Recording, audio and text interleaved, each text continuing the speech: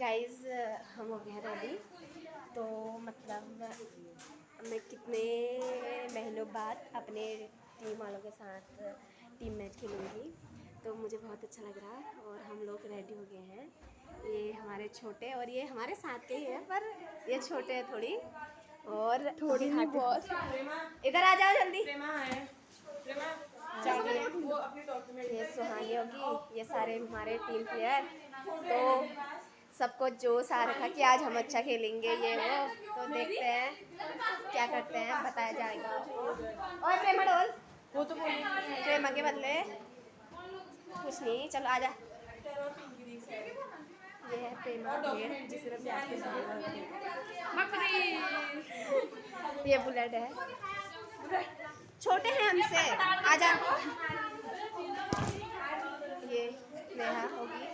तो मिलते हैं अगले ब्लॉग के बाद। हाँ, अब पासपोर्ट साइज फोटो और 10 मिनट। Hello guys.